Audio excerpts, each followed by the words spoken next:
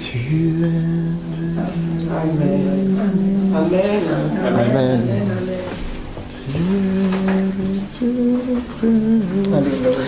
Amen. Amen. Gloire à Jésus. Amen. Amen. Est-ce qu'on peut acclamer le Seigneur? Amen. Amen. Amen. Dieu. Alléluia. Amen. Merci. Que Dieu nous bénisse abondamment. Amen. Merci à Papa Tia et son épouse, Maman Tia. Que Dieu vous bénisse. Amen. Et à vous tous, je vous salue. Shalom. Amen. Que la grâce de notre Seigneur Jésus-Christ soit avec nous tous. Amen. Amen. Nous allons partager la parole. Amen. J'ose croire que nous tous ici, nous sommes chrétiens, chrétiennes, n'est-ce pas? Qu'il n'y a pas de nouvelle personne. C'est-à-dire quelqu'un qui n'a pas encore Jésus. Amen. Amen. On va parler les enfants. Bon, l'apôtre Paul dit qu'ils sont sanctifiés par les parents. Amen. Donc que Dieu soit béni.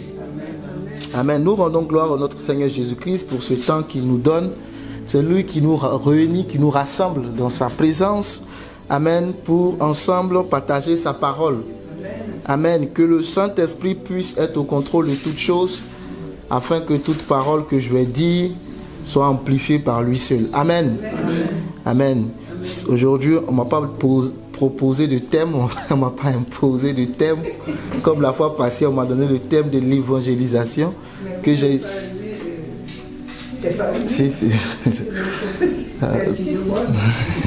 Comme la fois passée, donc l'évangélisation, pour ceux qui étaient là, on a parlé un peu de l'évangélisation et je crois que c'est le but pour lequel d'ailleurs on se réunit, avec l'évangélisation par le gospel, c'est pas ça?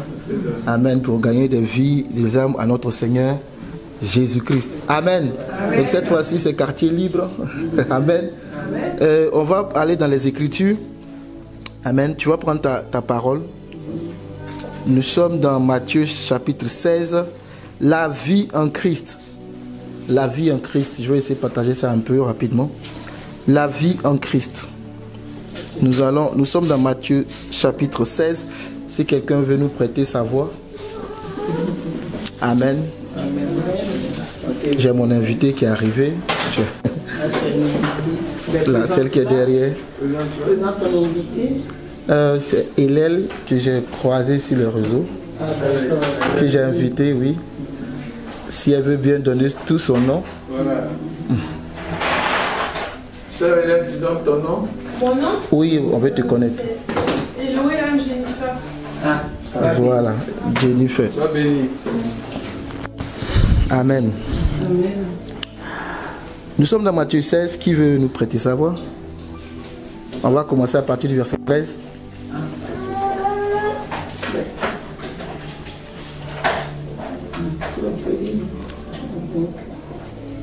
Ne soyez pas timide. Vous voulez pas lire? Si vous voulez pas lire, je vais lire. Je vais lire. Amen. À partir du verset 13. Jésus étant arrivé dans le territoire de Césarée de Philippe, demanda à ses disciples: Qui dit-on que je suis? Moi, le Fils de l'homme. Il répondit: Les uns disent que tu es Jean-Baptiste, les autres Élie, les autres Jérémie, et l'un des prophètes. Et vous, leur dit-il, qui dites-vous que je suis? Simon-Pierre répondit: Tu es le Christ, le Fils du Dieu vivant. Jésus, reprenant la parole, lui dit: Tu es heureux, Simon, fils de Jonas, car ce ne sont pas la chair et le sang qui t'ont révélé cela, mais c'est mon Père qui est dans les cieux. Et moi, je te dis que tu es Pierre, et que sur cette pierre, je bâtirai mon église, et que les portes du séjour des morts ne prévaudront point contre elle. Je te donnerai les clés du royaume des cieux.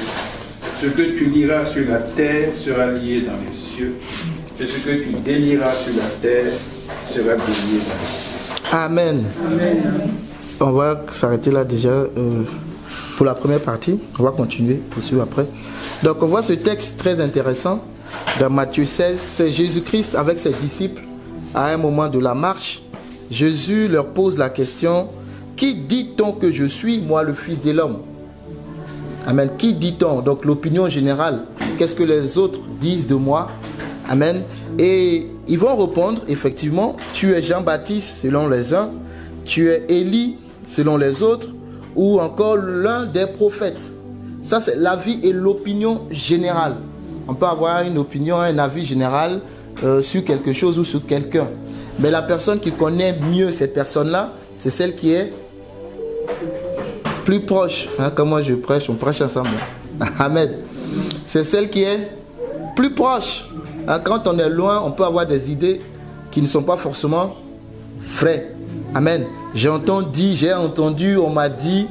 Hein, ça, c'est le discours étant très loin. Maintenant, ils disent tout ça, c'est bon. Ensuite, verset 15, et vous?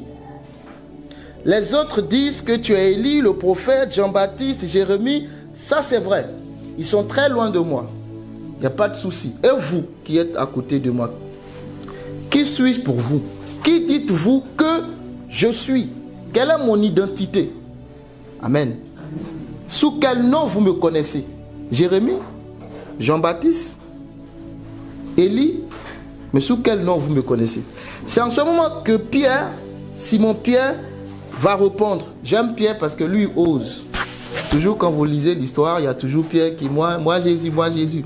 Lui, il lève toujours la main pour proposer des choses, même s'il se trompe.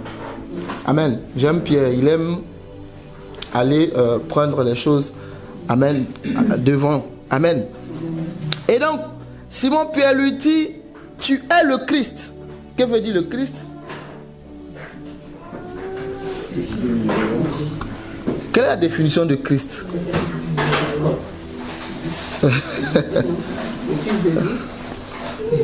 Fils de Dieu, oui, mais il y a une définition qui est rattachée à Christ.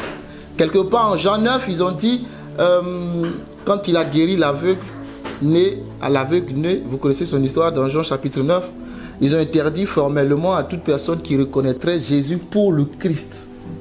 C'est pas ça? Donc ça veut dire quelque part que Christ a une définition autre que ce qu'il... Ceux-là le savent, hein? Jean-Baptiste, Élie, tout ça. Et pour vous, ça veut dire quoi Christ? Bon, je ne vais pas te faire fuir pour la prochaine réunion, donc on va aller. On va aller rapidement. Amen. Le Christ, c'est le oint. Ah, quand vous lisez Daniel 9, 10, il te dit un oint sera retranché de la terre. Qui fait référence à Jésus qui est le Christ. Quand on dit le Christ, c'est le oint, le consacré, le mis à part. C'est ça le Christ. Le Christ ici révèle sa divinité. Je peux te dire quelque chose qui peut te choquer, mais Jésus n'est pas connu au ciel. Ah non, non, non. Jésus, c'est le nom qui a été donné sur la terre. Et la Bible dit qu'il a reçu ce nom au-dessus de tout nom. Dieu n'a pas de comparaison. Tu fais une comparaison avec qui, Dieu? Mais Jésus, on dit qu'il a reçu le nom au-dessus de tout nom. Donc le nom au-dessus des noms des humains. Amen. Sur la terre, lui, il a reçu ce nom-là. Et c'est ce nom qu'il a porté, Jésus, pour être sur la terre. Il faut bien qu'on lui donne un nom. Et qui veut dire, Jésus veut dire, quelle est la définition de Jésus?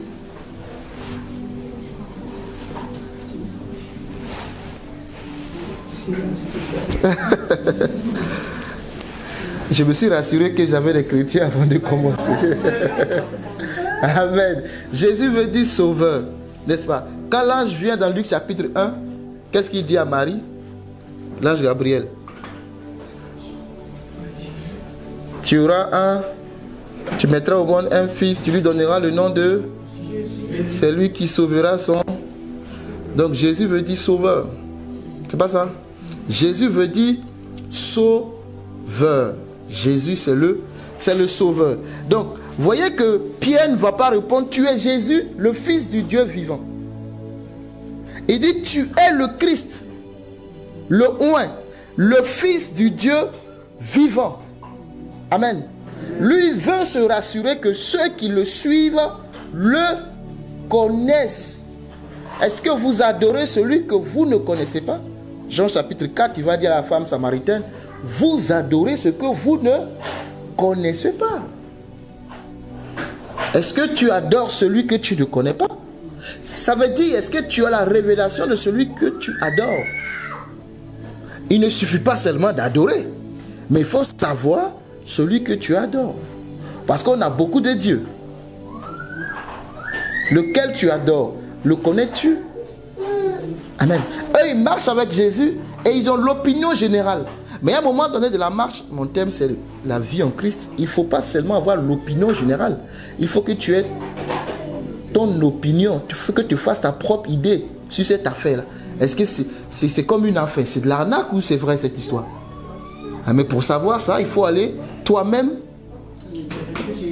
et va plus proche. Descends en profondeur pour voir si cette histoire-là, parce que tu seras seul à répondre. Donc il faut être sûr de ce que tu as vu et en quoi est-ce que tu as mis ta foi. Amen.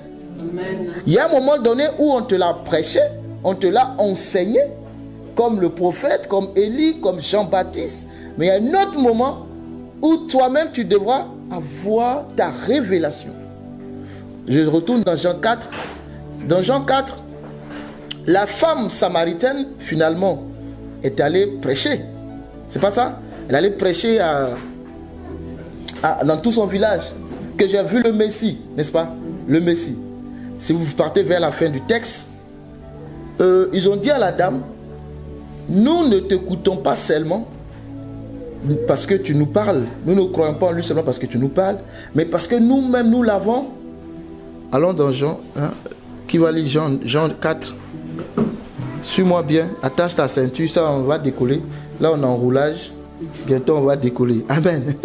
Donc attache ta ceinture et suis très bien. Amen.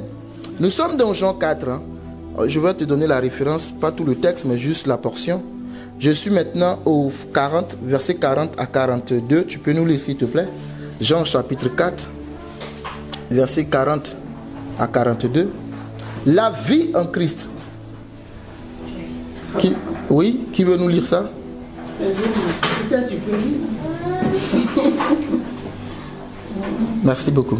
Jean 4, 40 à 42. Aussi, Oui. quand les Samaritains vinrent à lui, ils le prièrent de rester auprès d'eux, et il restait là 2 jours.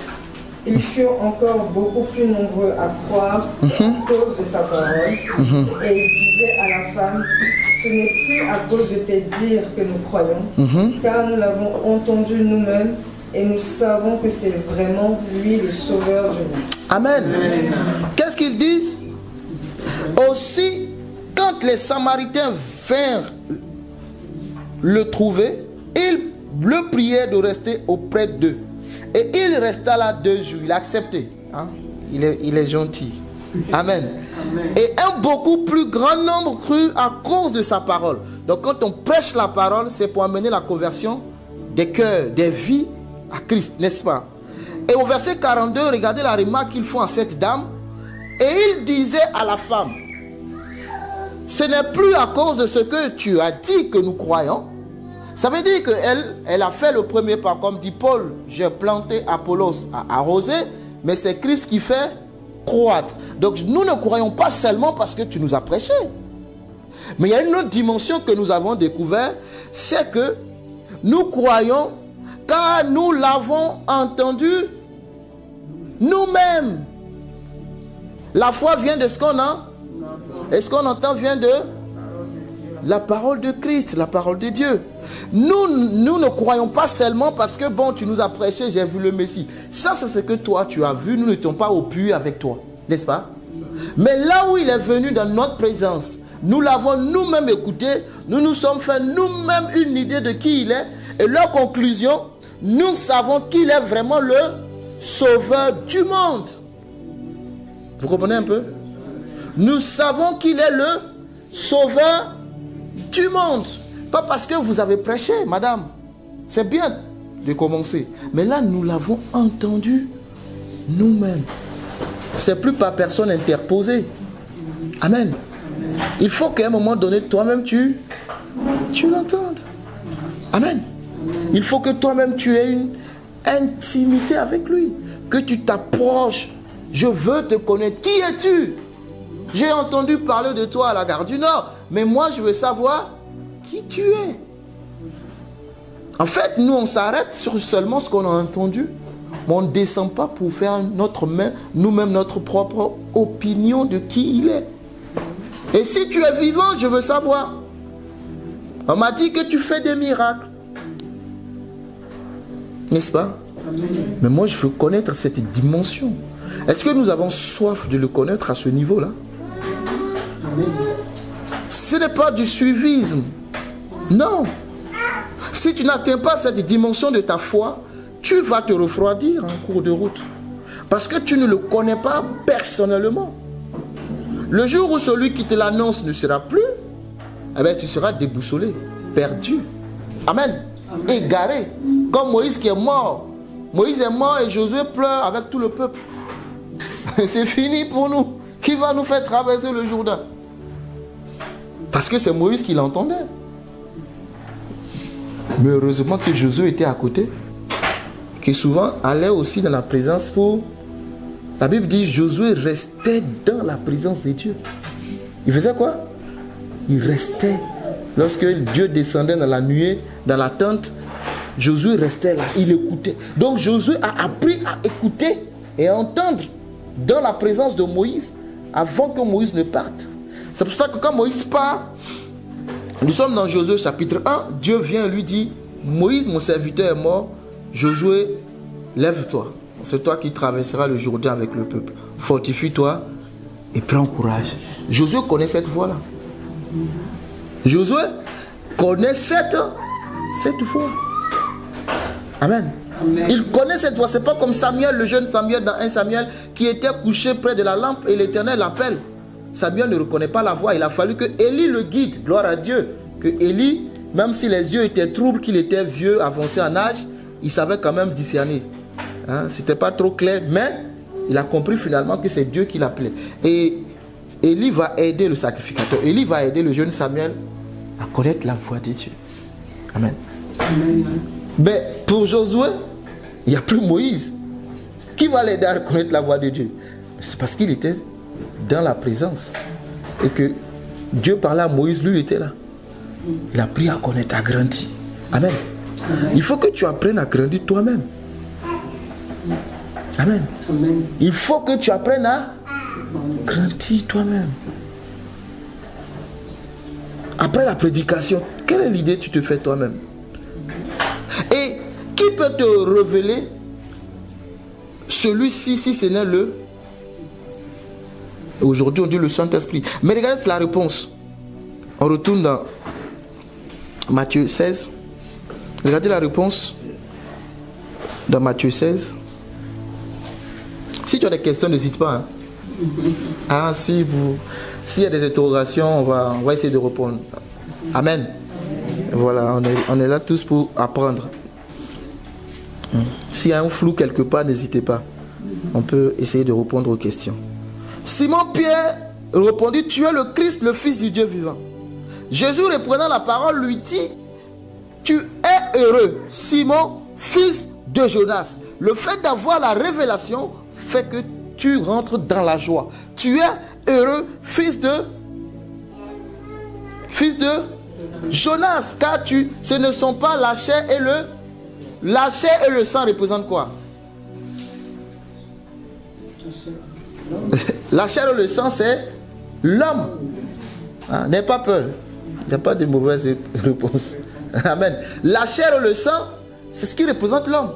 La chair et le sang. L'homme est esprit est possédant une âme dans un corps. Donc la chair et le sang. Donc la chair et le sang ramènent à l'homme. Et Jésus dit, ce n'est pas la chair et le sang qui t'ont révélé cela, mais c'est mon Père qui est dans les cieux. Donc il y a une certaine dimension de la révélation que tu dois avoir qui ne vient pas de l'homme, mais qui vient du Créateur lui-même, qui peut mieux m'expliquer ce téléphone si ce n'est pas son constructeur. Hein, le manuel d'utilisation, aujourd'hui on n'en a pas besoin, mais à l'époque on en avait besoin, n'est-ce pas? Hein, il peut nous dire quelque chose là-dessus. Hein? Aujourd'hui quand tu achètes un téléphone, bon, on sait comment ça fonctionne. Mais à l'époque, il faut lire le manuel pour voir comment il fonctionne pour un usage optimal. Voilà. Et si tu veux qu'il dure dans le temps, n'est-ce pas?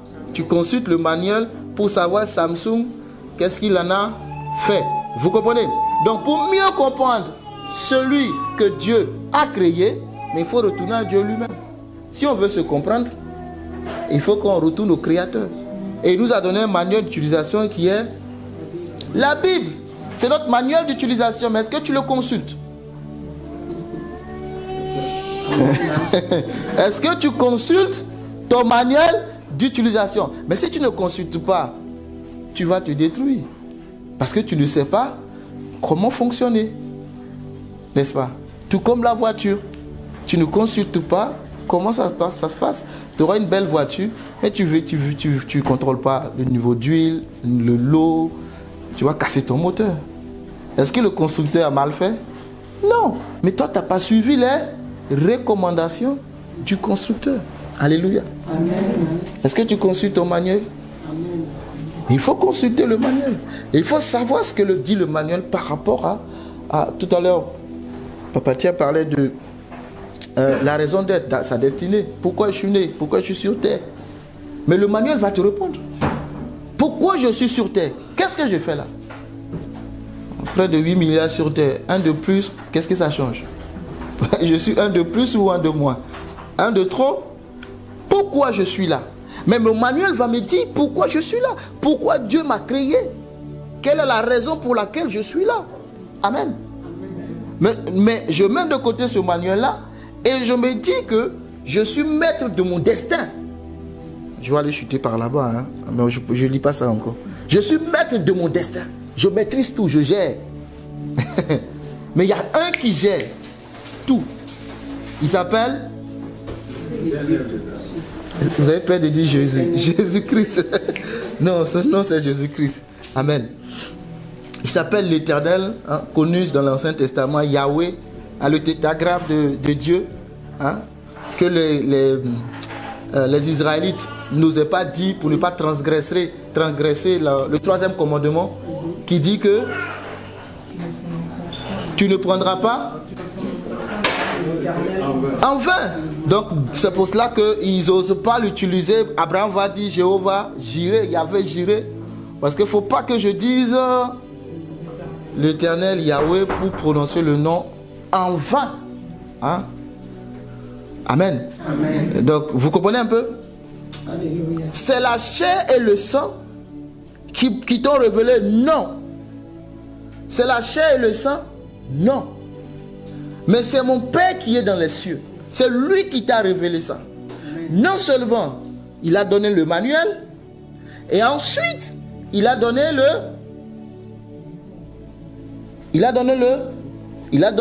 le manuel qui est la Bible. Et ensuite Jésus dit je vais au Père mais je ne vous laisse pas orphelin. Je vous donnerai le Saint-Esprit. Amen. Donc si je veux vivre la vie de Christ, je dois consulter le manuel, 2 avoir le Saint-Esprit, parce que c'est le Saint-Esprit qui va me révéler la volonté du Père. Et qu'est-ce qu'il dit? Il vous conduit. Il vous conduira dans la vérité. C'est un conducteur comme un chauffeur de bus.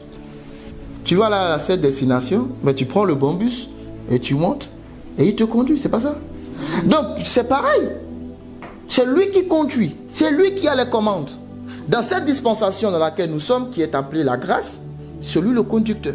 Il vous conduira dans la vérité. Mais qui est la vérité? C'est le Seigneur Jésus. Pourquoi?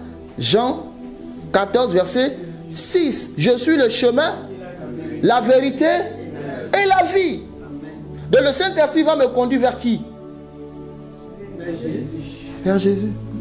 Qui est la vérité? Et il te dit dans Jean 8, 32, vous connaîtrez la vérité et la vérité vous affranchira. Donc vous voyez que tout tourne autour de la personne de Jésus-Christ. Amen. Et qu'est-ce qu'il a dit encore? Vous connaîtrez la vérité et la vérité vous affranchira. Et le Saint-Esprit, quand il sera venu, il ne parlera pas de lui-même. Il parlera de... Il prendra ce qui est à moi et il vous la dansera. Et quand Jésus était sur terre, qu'est-ce que Jésus disait? Je ne fais rien de moi-même. Je fais ce que je vois faire au Père. Et lui, il finit, il donne le Saint-Esprit arrive, il dit, moi aussi, je ne fais rien de moi-même, mais je fais ce que Jésus me dit de faire. Et mon rôle, c'est de te conduire. Donc, si tu veux connaître Jésus et vivre la vie de Christ, écoute-moi. Est-ce que tu l'écoutes?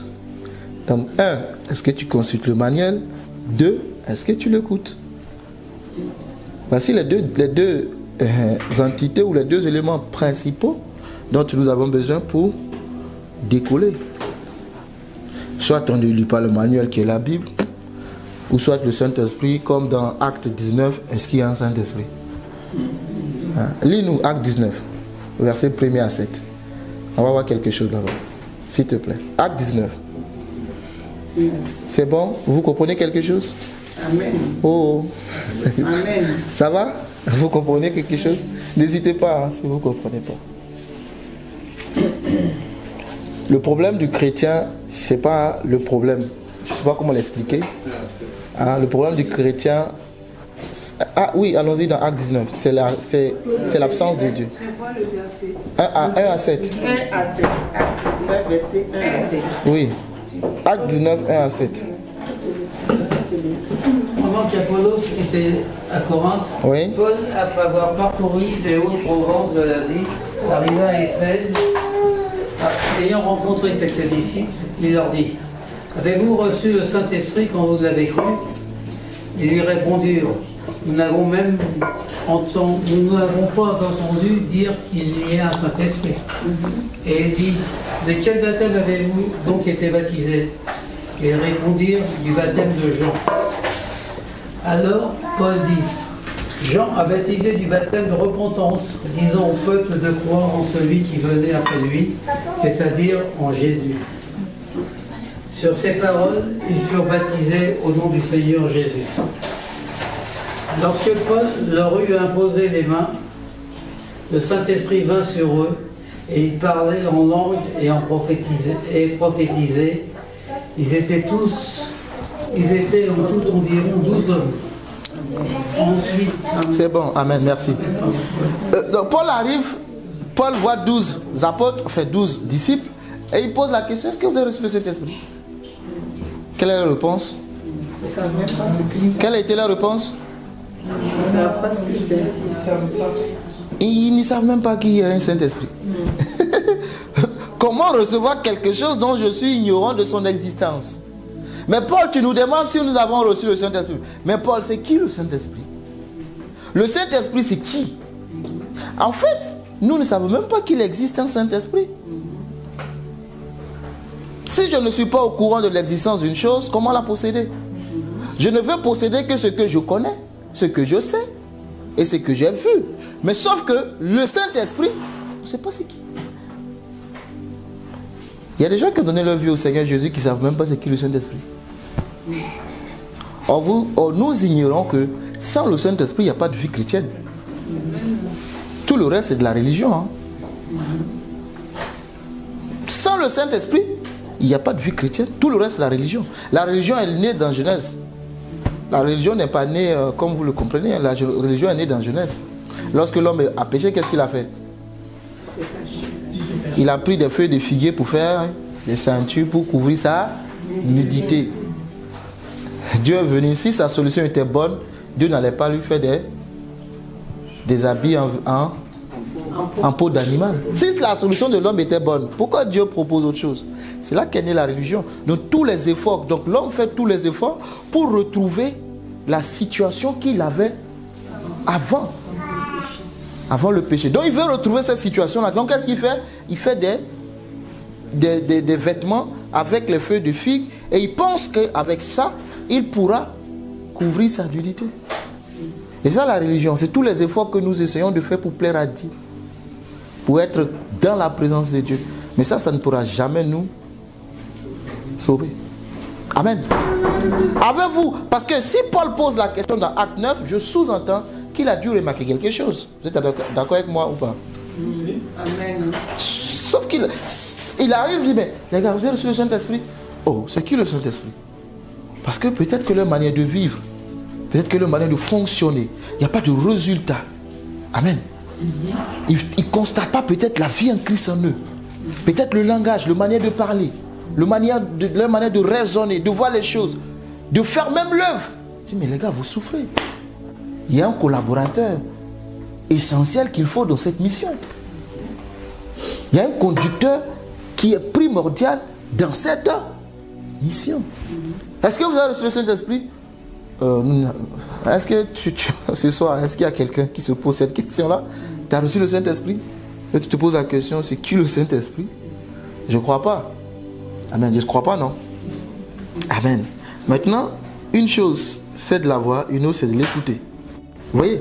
Une chose, c'est de la voir, une autre, c'est de l'écouter. Si tu as un papa, mais tu n'écoutes pas ton papa. Tu as un papa, mais tu ne l'écoutes pas. On va dire, mais tu n'as pas de papa? Ben si, j'ai un père. Mais quand on regarde, on dit, mais lui, est-ce qu'il a un père? Il n'écoute pas papa.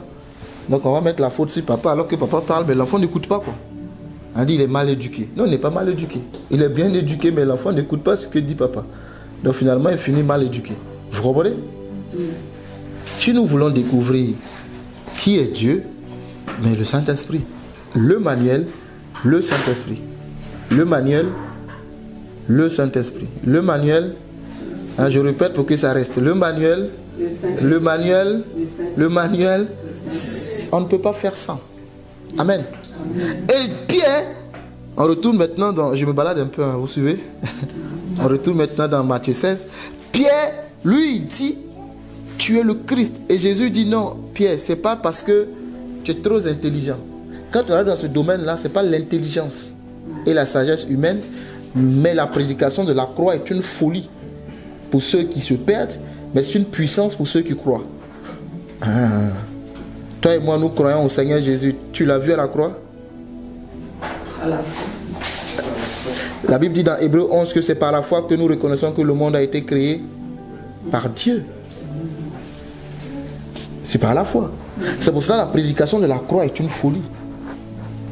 Comment comprendre qu'un Dieu descende mourir à la croix pour sauver lui-même sa création? C'est de la folie. Amen. Mais pour ceux qui ne se croient pas, c'est de la folie. Mais pour ceux qui croient, c'est une puissance. Amen. C'est une puissance, effectivement. Et l'évangile est une puissance. Et ce n'est pas la chair et le sang qui vont te révéler. Parce que celui que nous adorons est esprit et vérité. Jean 4 toujours. Le Père leur vient où les adorateurs adorent le Père en esprit et en vérité. Parce que Dieu est esprit.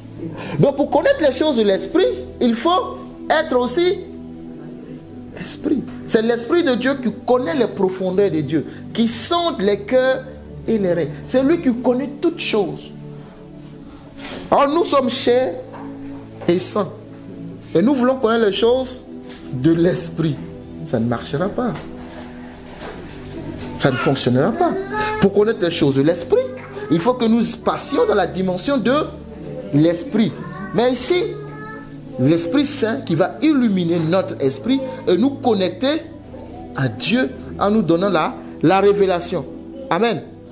Donc c'est pourquoi il dit à Pierre, ce n'est pas la chair et le sang, mais c'est mon Père. Ensuite, il dit, et moi je te dis, tu es Pierre, et sur cette pierre, je bâtirai mon église.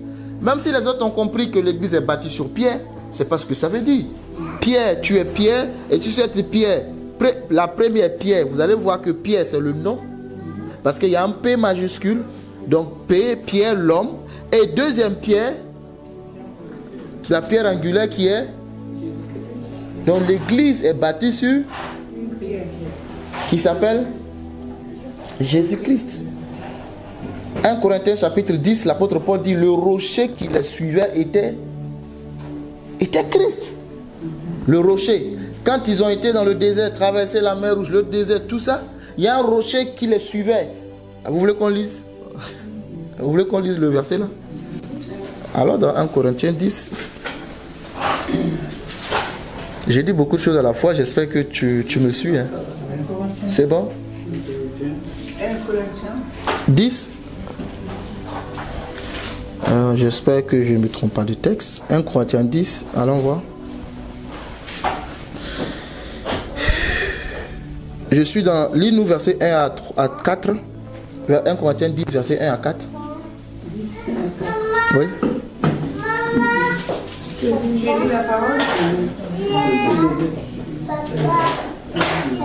Frère, je ne veux pas que vous ignoriez que nos pères ont tous été sous la nuée, qu'ils ont tous passé au travers de la mer, qu'ils ont tous été baptisés à Moïse dans la nuée et dans la mer, qu'ils ont tous mangé le même aliment spirituel et qu'ils ont tous bu le même breuvage spirituel, car ils buvaient à un rocher spirituel qui les suivait, et ce rocher était Christ.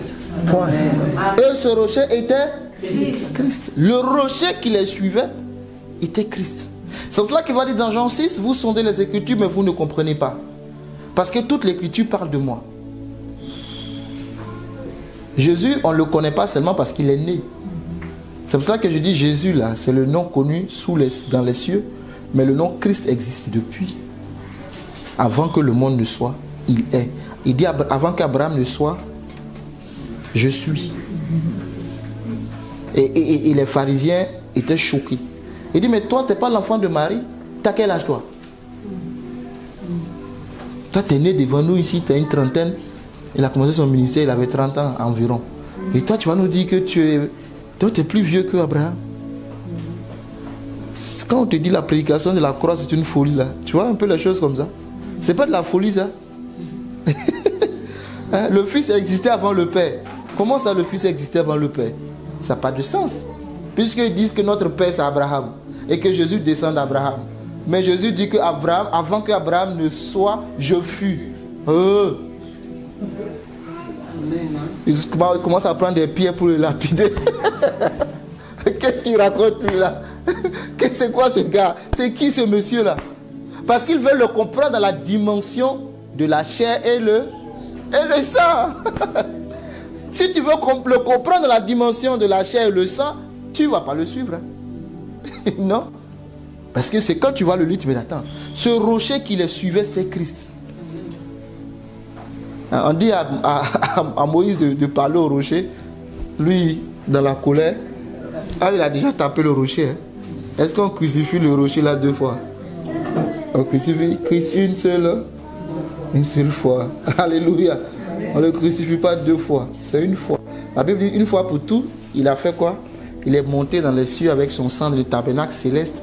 Et il a donné son sang. Que toi et moi, plus jamais le diable vienne nous traiter de pécheurs. Quand le diable se présente devant toi et te dit tu es un pécheur, tu es un vendu, tu es ceci et cela, il faut le lui dire seulement, hein, avec Colossiens. C'est pour ça que tu dois consulter le manuel. Amen. Quand le diable t'accuse là, il faut rigoler. Parce que si tu ne connais pas le manuel, c'est comme ça qu'il manipule tes pensées. Matthieu 4 ou bien Luc 4, qu'est-ce qu'il dit? Si tu es fils de Dieu, ordonne que les pierres deviennent du pain. Si tu es fils de Dieu, jette-toi. Et puis cite tes écritures. Toi-même, ton manuel, le diable le connaît. Et toi, tu ne le connais pas. Tu es en danger. N'est-ce pas? Toi-même, ta propre maison, le voleur connaît mieux ta maison que toi-même. Tu es en danger. Il faut connaître le manuel. Amen. Il faut connaître vraiment le manuel. Donc si tu veux le connaître dans la dimension de la chair et le sang, c'est de la folie. Tu vas dire non Seigneur, c'est bon. Tu fais naufrage à la foi. Et pourquoi? C'est comme ça que beaucoup font naufrage à la foi. Beaucoup ne croient pas parce qu'ils voient Dieu, Jésus, dans la dimension de la chair. Effectivement, il a fait 33 ans et demi sur terre comme un homme. Mais il était de la plénitude de Dieu. La Bible dit que la plénitude habita en lui, corporellement, la plénitude de Dieu. Si vous, je crois, Éphésiens qui en parle, l'apôtre Paul. Mais si vous prenez seulement, quand il est né de Marie, aller mourir sur la croix, vous ne pouvez pas croire en lui. Impossible. C'est un homme. Et que disent les autres, tels que les musulmans, que vous adorez un homme? Est-ce qu'ils ont tort? Je pose la question, est-ce qu'ils ont tort? On dit tu adores un homme.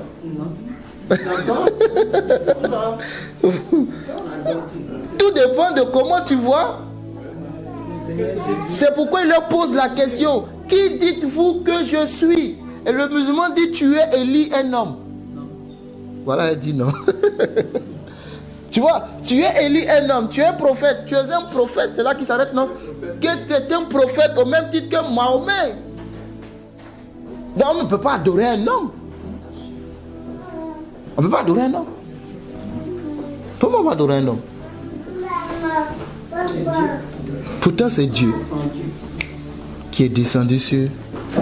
Ésaïe 9, 5 dit qu'un enfant est né, un fils est donné, on l'appellera admirable, conseiller, prince de paix, Dieu puissant, Père éternel. Et il est né. Amen.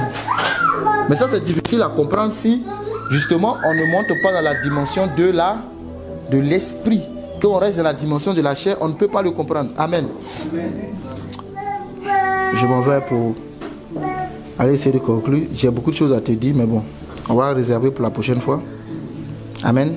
Amen. Et on retourne maintenant. Je t'ai donné ce que je te donne. Tu notes, non? Toi-même va lire à la maison. Hein. Je t'ai donné Matthieu. Je t'ai donné Acte 19. Je t'ai donné 1 Corinthiens 10. Je t'ai donné Jean 4. Hein, tu notes, hein?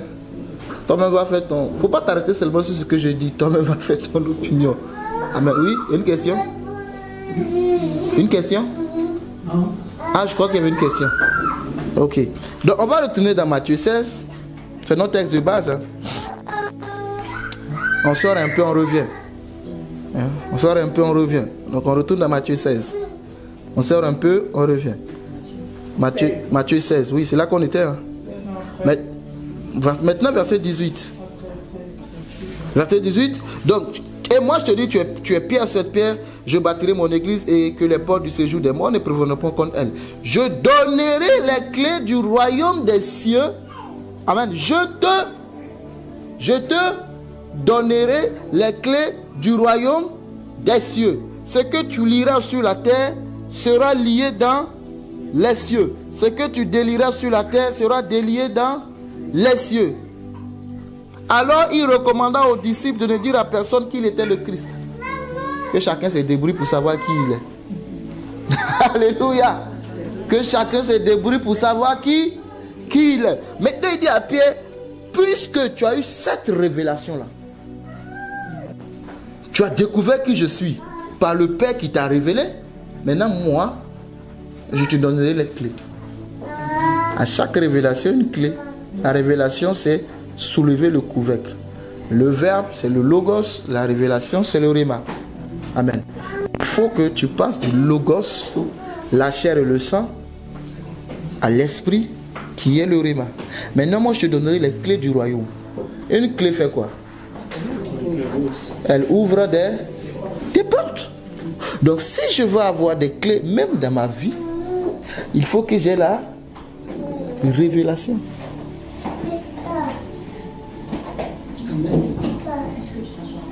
Ah ben Seigneur, je ne peux pas ouvrir la porte. Mais oui, la clé ne passe pas. Je pense qu'ils ont changé la serrure. Tu n'as seulement pas la bonne clé. Amen. Je te donnerai les clés. Une clé sert à ouvrir une porte.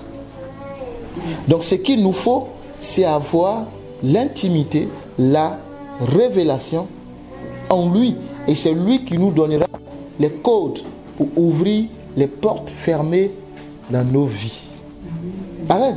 C'est lui qui va te dire, voici la clé pour ouvrir telle porte. Tu as un trousseau de clés que tu ne maîtrises pas. Mais moi, je sais quelle clé utiliser et à quel moment l'utiliser pour ouvrir telle porte. Tu dis, Seigneur, ma vie est fermée. Mais si c'est fermé, c'est qu'il y a une clé quelque part. Ah, mais il faut cette clé pour ouvrir. Et donc Jésus se met maintenant à exposer aux disciples ce qui va arriver. Et je t'ai dit tout à l'heure, ne connaît mieux l'époux que papa Tia et maman Tia. Tu connais papa Tia que sa femme? Même si notre soeur a fait 35 ans avec eux, tu connais mieux papa Tia que sa femme? Pourquoi? Même leurs fils et leurs filles, là, est-ce qu'ils connaissent mieux leur papa que leur maman? Est-ce que la maman a connu le papa avant qu'eux-mêmes ne... ils deviennent. Ne serait-ce que ça. Ils ont vu, elle a vu leur père d'abord. Amen. Elle a vu ce que les enfants n'ont pas vu. Oui. Nous qui sommes loin là, nous on a eu l'idée, ah papa tiens, c'est le pasteur, voilà. C'est Élie, voilà, c'est ça là, j'ai l'Élie. Mais la personne qui connaît mieux, c'est la personne qui est à côté. C'est elle qui va te dire, hein, comme moi, tu veux me connaître, mais pose des questions à ma femme. Tu vas me voir, tu vas dire, c'est un mec qui est bien. Eh bien, tu sais pas. Peut-être que je frappe à la maison. Est-ce que tu sais? Faut pas frapper ta femme, mais non. Les femmes sont des perles. Faut prendre soin. Amen. Amen. Qui me connaît? Vous me voyez, vous pouvez avoir des idées sur ma personne. Hein? Et c'est comme ça qu'on est dans la vie de tous les jours. On a des idées. Moi, je pense que souvent, que pensez-vous de moi? Que pensez-vous? Demande à ta femme. Elle va te dire qui tu es. Tu n'as pas besoin de demander dehors. Hein? Que pensez-vous de moi? Non. Ce qui compte, c'est ceux qui sont à côté. C'est pour cela que Jésus dit, ça c'est ce que disent les autres. Et moi? Vous dites quoi par rapport à moi? C'est ça qui compte en fait. C'est ça que cette révélation que nous devons avoir. Et vous allez voir, je lis là, puis je m'arrête. Dès lors, Jésus commença à faire connaître à ses disciples qu'il fallait qu'il allât à Jérusalem, qu'il souffrit beaucoup de la part des anciens, des principaux sacrificateurs, des scribes, qu'il fut mis à mort, qu'il ressuscita le 3e jour. Pierre, l'ayant pris à part, se mit à le reprendre et dit, à Dieu ne plaise, Seigneur, cela ne t'arriva pas. Mais Jésus se retournant, lui dit, il dit à qui? Pierre, arrière de moi Satan, tu mets en scandale, car tes pensées ne sont pas les pensées de Dieu, mais celles des hommes. Alors Jésus dit à ses disciples, si quelqu'un veut venir après moi, qu'il renonce à lui-même, qu'il se charge de sa croix et qu'il me suive. Car quiconque voudra sauver sa vie, la perdra, mais celui qui la perdra à cause de moi, la retrouvera. Et je m'arrête là pour la lecture. Vous voyez, à quel moment Jésus va dire à ses disciples le projet? Quand ils ont la révélation de qui il est. Tu ne peux pas exposer les choses intimes et personnelles à des personnes que tu ne connais pas. Donc quand tu prends tout ce qu'il y a à la maison pour déposer sur la place publique, tu vois que c'est toi-même qui te crucifie. Amen. Tu partages des choses personnelles et intimes à des personnes qui te sont chères, que tu connais et en qui tu te reconnais. Amen. Donc dès lors qu'ils ont la révélation que c'est le Christ, il dit attention, à cela je ne peux pas cacher. Et qu'est-ce qu'il va dire quand il était l'Éternel avec Abraham? Il dit, est-ce que je peux cacher ce que je vais faire à Sodome et Gomorrhe à mon ami, à Abraham? Amen. Vous voyez comment il a honoré Abraham, le respecté? Il dit, je vais lui dire le plan. Est-ce qu'il est obligé? Non. Mais parce que c'est son ami, c'est son bon ami, il y a longtemps ils marchent ensemble, ils se connaissent. Il dit, je vais lui dire le projet. Amen. Amen. Vous voulez connaître le secret, les secrets de Dieu, le cœur de Dieu? Ben, il faut rentrer dans son cercle fermé. Amen. Par le Saint-Esprit et la consultation du manuel d'utilisation. Il faut avoir ton manuel, il faut avoir le Saint-Esprit. L'épouse est dans le secret de l'époux. C'est pourquoi l'épouse connaît mieux l'époux que même les enfants de la maison. Si quelque chose se passe, l'épouse est au courant avant les enfants. Donc la vie en Christ, c'est un peu ça. C'est une première partie. Prochainement, on va continuer. C'est bon? Amen. Avez-vous des questions? Est-ce que vous avez des questions? Amen. Que Dieu vous bénisse. Amen. Parce que le pasteur, il a une onction spéciale. Il sait prier selon la parole qu'il annonce. Donc il va prier maintenant pour chacun. Pour chacun d'entre nous. Il va prier pour que la parole qu'il vient d'annoncer demeure en nous. Et qu'on puisse l'appliquer à notre vie. Qu'on puisse apprendre à l'utiliser. Parce qu'il a parlé du manuel d'utilisation. C'est important. Parce que le titre de son... La vie en Christ. La vie en Christ. La vie en Christ. Donc il va prier. On va donc lui demander de prier avec nous et pour nous aussi. Voilà. Pour que la vie en Christ vraiment demeure en nous. Pour que nous soyons transformés. Voilà ce que le Seigneur me met à cœur. Homme de Dieu, je te laisse la place. Bon, on va prier. Mettons-nous debout alors. Et on va prier. Amen.